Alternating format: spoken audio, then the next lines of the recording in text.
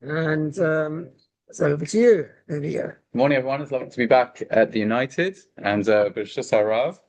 So it's slightly intimidating to sit next to a previous rabbinical mentor.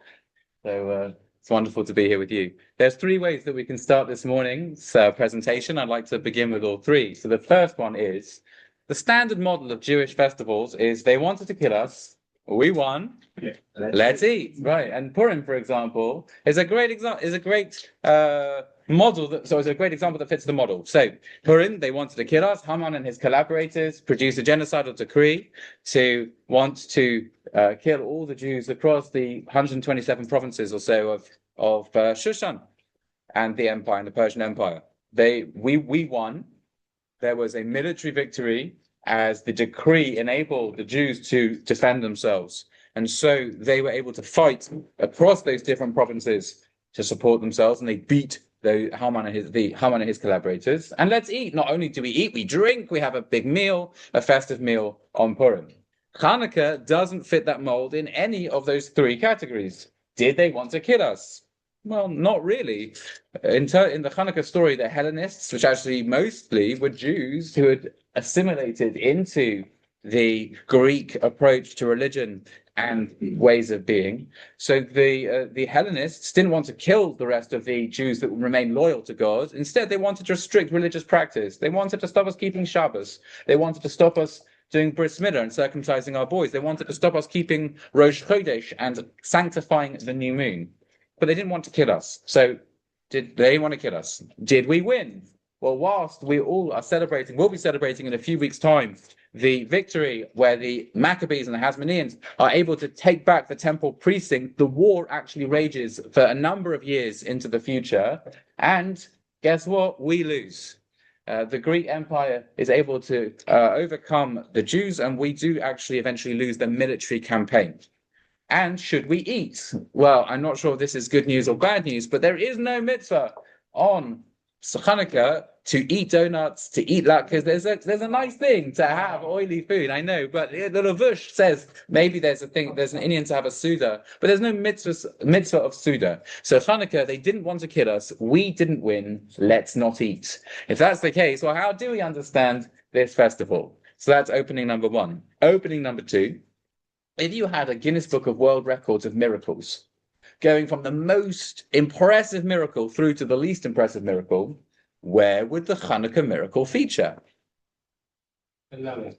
Probably at the low end. What might you put at the top end of the, weighty miracles that warrant some recognition? Splitting Splitting the Red Sea, 10 plagues. These are maybe even when Joshua is entering the land of Israel and there's a splitting of the Jordan River. But one little cruise of oil that can only last for one day, instead it lasts for 8 days. I mean, even the Baba Sali could do that. That's not so, I'm not to discredit the Baba Sali, but, there are miracle workers throughout Jewish history, and there's no 8-day miracle for the Baba Sali or for any other of the miracle workers across history. So what's going on here? That we have a whole festival for what it seems to be a relatively minor miracle. And the last question is maybe cutting to the heart of this time of year, which is, have you ever wondered why at this time of year, it's not just us that light up the streets, but other faith traditions seem to be lighting up the streets, whether that's Diwali at this time of year, but particularly also Xmas at this time of year. And the Xmas lights come out, and it's all a bit confusing because they have presents and we have presents. They have lights, they're little sort of like stepped candelabra, and we have lights. They get together as a family and we get together as a family. They celebrate something about their faith and we celebrate something about our faith. And so I remember thinking when I was little, I guess Hanukkah is the Jewish Christmas. Now, of course, that can't be true because the Hanukkah story happened before the Christmas story, because according to any sort of historical account, Hanukkah occurred about 200 years before Mr. Jesus was even born. However, how are you to make sense of these two festivals coinciding at this time of year? Is that simply coincidence, or is there something deeper that we can understand about their co-location in the calendar? Winter. Pardon? A dark winter? Well, let's have a look. We'll have a look at that. And indeed, there was a scholar in 1947 called Julian Morgenstern who had a theory that, a bit connected to your point over there, sir, about a dark winter, there was at this time of year pagan festivals pagan festivals that would light up the dark nights. And he even found in the annals of history a Syrian pagan festival whereby at this time of year they would have a festival of torches and lights. And if there was going to be a new temple for their pagan gods, then they would dedicate that temple at this time. Now, what does Hanukkah mean? Dedication. So he claimed that Hanukkah was just an adoption of a pre-existing pagan model that was used to dedicate our temple at the time of the Greeks. Was Morgenstern right, or was he wrong? So in order to answer these three questions, I hope we do all three. We might just do the last one. We'll see if we've got enough time. By the way, if you can shout at me, we've got 5 minutes left. That'd be great. So I want to look at two Gemaras with you. The first Gemara is a famous Gemara in Tractate Shabbat 21b, which asks about Hanukkah. It's the source in the Talmud of Hanukkah, for Hanukkah. And the second one is a slightly more obscure Gemara in Tractate Avodah Zarah, which is all about idolatry. Well, let's start with the first one. The Gemara in Masechah Shabbos 21b says as follows: My Hanukkah. It asks, what is Hanukkah? So if I had woken you up in the middle of the night and said, hey, what is Hanukkah? You might say, Rabbi, what are you doing in my bedroom in the middle of the night? But then after we got over the initial discomfort, what would you say? What is Hanukkah? My Hanukkah. What's Hanukkah? What would you say? Festival of Lights. Great. Anyone else? Victory. A victory over the Greeks, or over the Yevonim, the Hellenists. Great. Anyone else? That's what it was. Say a bit more about that. It's standing up on a physical and also spiritual plane against well, the odds are very heavily against us, and showing pride for our Jewish. Fabulous. Okay, so showing pride for our Jewish identity, standing up for who we are. Mesiras Nefesh. Have I got that right? Awesome. Now the Gemara doesn't say any of those things, at least at first. The Gemara says, "B'chafei b'Kislev." On the 25th of Kislev, Yomei Chanukah Tamnei Einun. There are 8 days of Hanukkah, Delo L'Mitzvah B'Hoim, or Delo L'Tanos B'Hoim, that we don't eulogize and we don't fast. That's how the Gemara starts. It doesn't tell us what it is. It tells us what we don't do. We're not sad on these days. No eulogies, no fasting. I'm not sure if I've been writing the Gemara, like any of you have suggested, that I would be starting with not fasting and not eulogizing. So let's hold that in mind, that question. Why does the Gemara present the headline of Hanukkah as not fasting and not eulogizing? The Gemara continues, I can't say it any time. When the Greeks went into the sanctuary of the temple, they made impure all the oils in the sanctuary. And when the house of the Hasmoneans overcame militarily the Hellenists, they searched and they only found one cruse of pure oil that was sealed with the sign of the high priest. And it only had sufficient oil to last for 1 day. A miracle occurred, and they were able to light from it for 8 days. In the next year, the next year, they fixed and made these days into days of praise and thanksgiving. So that's the main source in the Gemara for Hanukkah. So we left off with that question: what are they doing with these fasting and this feasting? We also, though, had this, so the not eulogizing and not fasting. We also said that maybe there is some connection at this time of year to an earlier set of festivals, an earlier set of commemorations. And Julian Morgenstern had this theory that it goes all the way back to the pagan festivals in the past. And the Gemara in Avodah Zarah, which is the tractate dealing with idolatry, does warn us about not engaging in the pagan practices of the winter solstice. However, the Gemara there brings some midrashic insight that tells us that actually these pagan practices themselves go even further back. And I want to share that Gemara with you. It's on page 8a of Avodah Zarah. Amar Rav Chan, and when we're reading this Gemara, I want you to think, is there any connection between this Gemara that we're reading now and the Gemara we just learned before about Hanukkah? And I'll test you at the end. Amar Rav Chanan bar Rava, says Rav Chanan bar Rava, Kalanda ches yamim achat kufa. There was a festival called Kalanda, which was 8 days following the winter solstice. The winter solstice being the shortest day of the year, the least amount of daylight. Saturnura or Saturnalia ches yamim fnei kufa. the festival of Saturn, which was the Greek Roman god, which was a great time of partying in Roman times. And in actual fact, the reason that the early church decided to place the commemoration of Jesus' birth at this time was because Saturnalia was such a high party that they realized that the new church was not going to be able to shift away from this celebration, because according to, I think, the more accurate calendar, Jesus was born in January, and that's why the Greek and Russian Orthodox churches celebrate Christmas in January, whereas most other churches have shifted that date over to coincide with what used to be the Roman festival of Saturnura, this high party that is recorded here in the Gemara. So that it's the 8 days following the winter solstice. Lipnei Hatakuf, and then he gives a sign to try and remember that. So where do these pagan festivals come from? Says the Gemara. Lefisha ra Adam Harishon, because Adam, the first man, saw Yom Shemismait v'Holech. He saw the days were getting shorter. When was Adam created?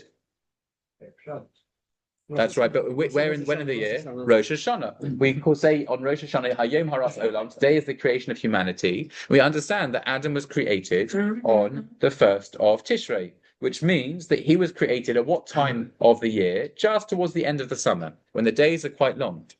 Follow through Tishrei. Next month is Cheshvan. Next month is Kislev, through to almost Teves. And what's happening to the days? They're getting shorter and shorter and shorter. What do we know that Adam doesn't know at that point in time? They're going to get longer. They're going to get longer again, because he's never experienced the cycle of the seasons. So all he knows, all he thinks is, I've been expelled from the garden, and the days are getting shorter and shorter and shorter.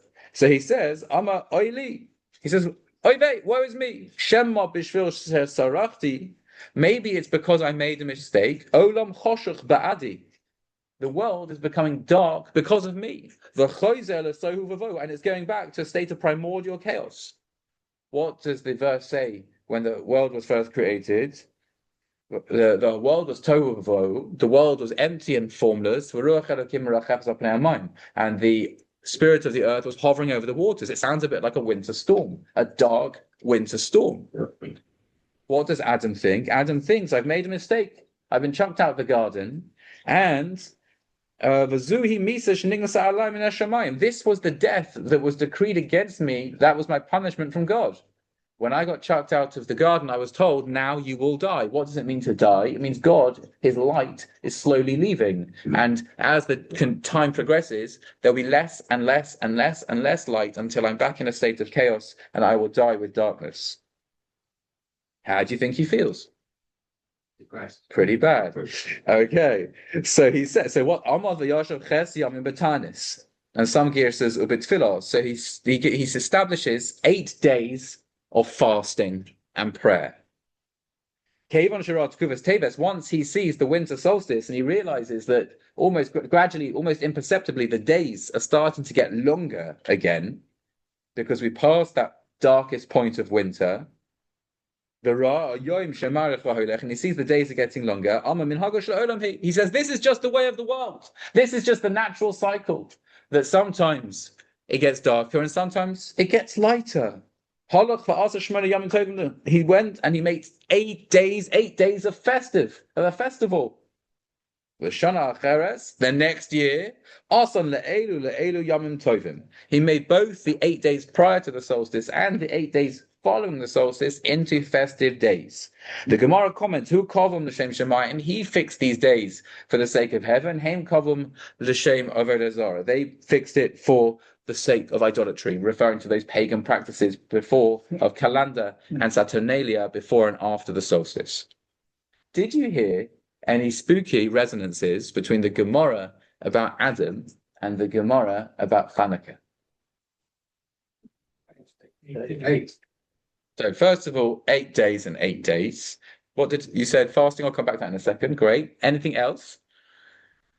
The Shana Acharis. Great. So in the next year, they established a festival. So the Hasmoneans established a festival the next year of Hanukkah. And Adam, after this experience, the next year establishes his own festivals around the solstice.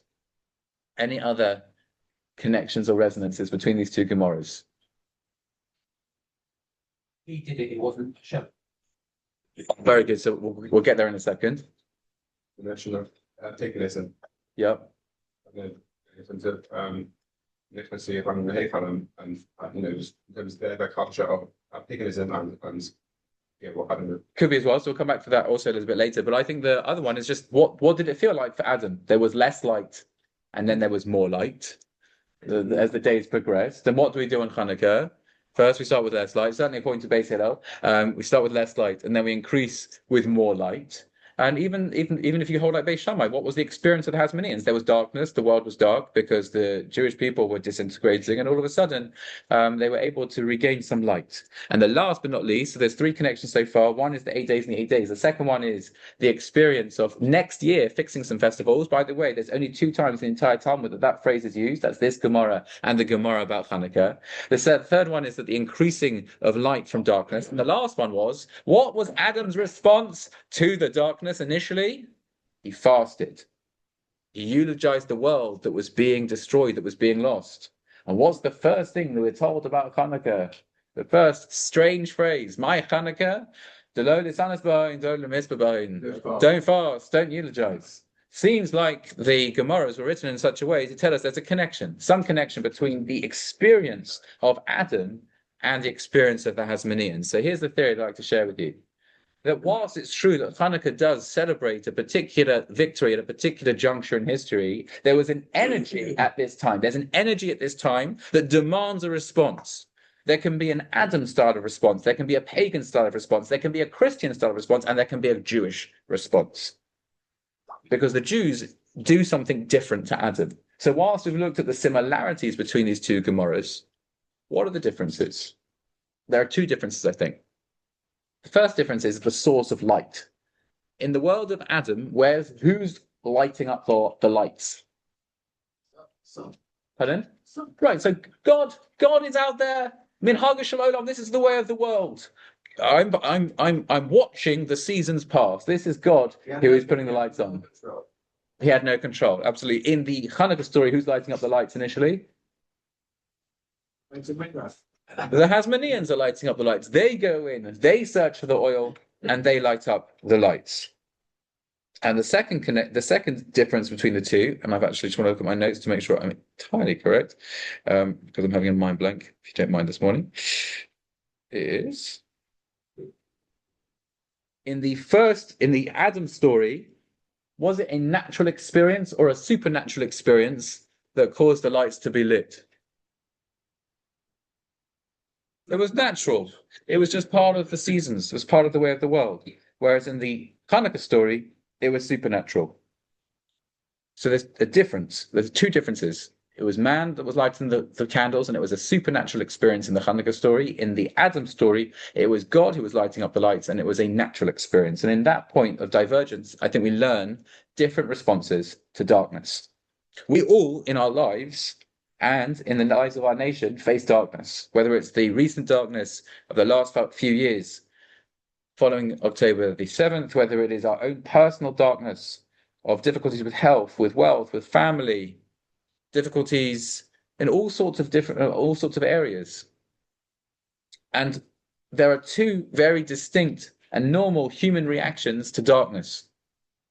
One is to stand back and say, well, I have no control. No ability, no agency, nothing really matters. I give into nihilism.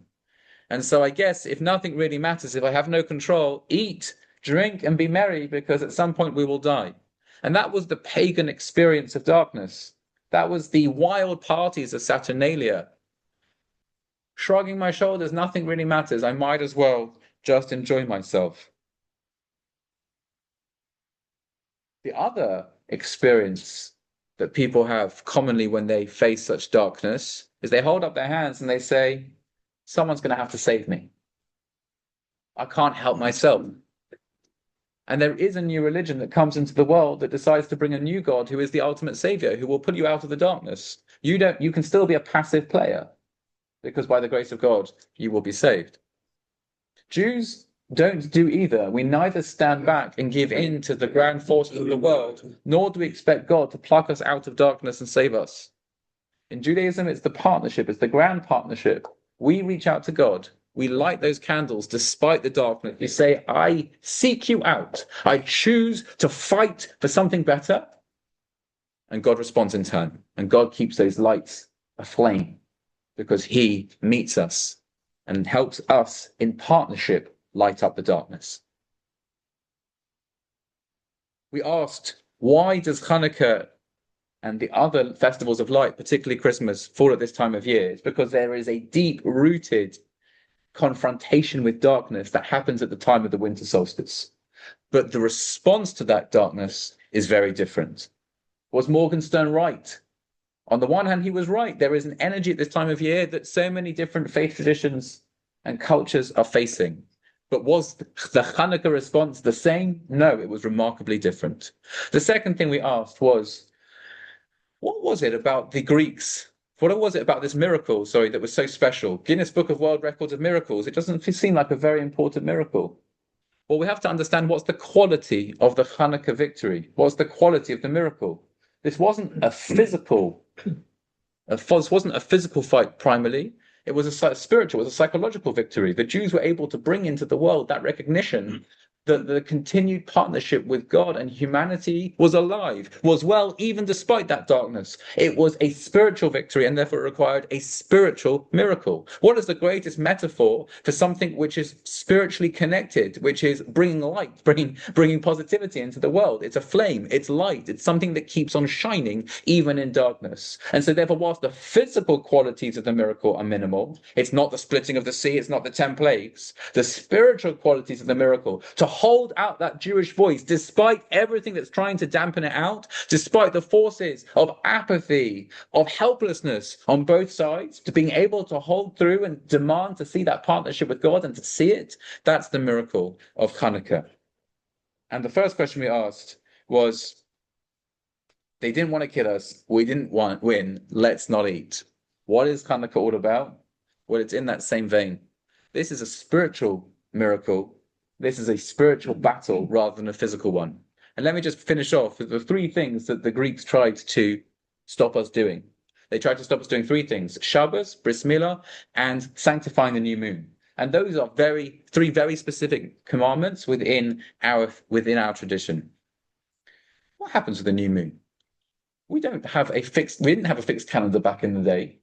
Hillel was the one who instituted that. But back in the day, how would we sanctify the new moon? Humans would go out. They'd look into the sky. Two witnesses would go out. They'd see the first sliver of the new moon. They'd run to the basin and they'd say, we testify, we've seen that first sliver of new moon. And the basin would give their stamp of approval. Now, what happens if it was actually wrong? What happens if it was a wrong day? Doesn't matter. The Gemara says, even if it was the wrong day, on high, they would also agree. Humanity has reached out. They've said, what's the time? Mekadesh Yisrael v'Hazmanim. It's a combination of Israel and God sanctifying the calendar, to the extent that the Gemara even says physiological changes would occur if they made a mistake, and God would have to agree on high. That commandment typifies the partnership between us reaching out to God and God meeting us in turn. Another example: what day is different from any other day? Shabbos, it doesn't feel very different to people that aren't connected to it. But Shabbos, we say there's 6 days of work and one day where God is more present. God joins us in this world in a more meaningful way. What? God here in this world connecting to us? Yes, that's what the mitzvah of Shabbos is. And lastly, the mitzvah of Bris Milah, to perfect our bodies and say, we're not finished yet. We have to perfect ourselves. In the world of Greece, they think that the example of perfection is humanity, because God's not here. God's out there. He's on Olympus. They're doing funny things, but they're not connected to our life. What did Greece ever do for us? To echo a Monty Python sketch, they gave us philosophy and they gave us the Olympics, the pinnacle of human achievement in brains and in brawn. But what do we say? We say we're not done. It's not just us here. We are the great partnership between humanity and God. And so we have to perfect our bodies. Little baby boys have to perfect our bodies to make sure that we've got the sign of that relationship written into us. So, my friends, it's not a physical victory, it's a spiritual victory. And Hanukkah testifies to that reality, that if we find darkness, when we find darkness, the Jewish response is not to give up. It's not to give in. It's not to seek help from elsewhere because we can't help ourselves. It's to demand that we should continue to reach out to God, to hold out hope. And when we do, He meets us in turn. Have a wonderful Lichtige Chanukah. Thank you so much. Thank you so much. That was really great. Thank you so much for joining us. I will say goodbye to those on Zoom, and then we will finish off the proceedings here.